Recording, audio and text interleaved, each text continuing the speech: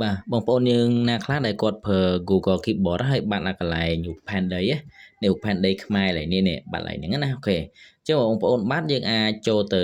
បើកវាវិញបានណាអូខេហើយបងប្អូនដែលទស្សនាវីដេអូនេះជួយចែកម្លែកទៅកាន់មិត្តភ័ក្តិបងប្អូនទាំងគ្នាឲ្យបានដឹងផងបើសិនជាគាត់ប្រើ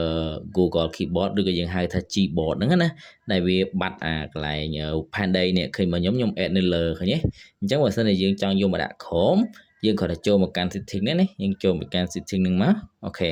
បងប្អូនចូលមកកាន់ setting នេះបងប្អូនរកពាក្យមួយណានេះពាក្យថា preference អូខេចុចលើពាក្យ preference ហ្នឹងមកអូខេអញ្ចឹងបងប្អូនអស់មកក្រោមមកនឹងឃើញពាក្យថា language switch key ណាយើងចុចលើ language switch key ហ្នឹងមកដើម្បីធ្វើការបើករូប Panday ហ្នឹងមកវិញអូខេយើងចុចតែប៉ុណ្្នឹងមកហើយខ្ញុំសូមធ្វើការចុចថយក្រោយមកអូខេយើងចុចថយក្រោយមកអញ្ចឹងយើងនឹងឃើញរូប Panday ដូរភាសាឃើញនេះអូខេ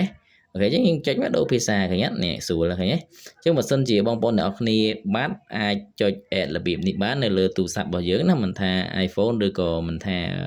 Android ទេបើសិនជាយើងប្រើ Gboard ឬក៏យើងហៅថា Google Keyboard ហ្នឹងបាត់អាសញ្ញា Panday ហ្នឹងបងប្អូនអាចធ្វើរបៀបនេះបាន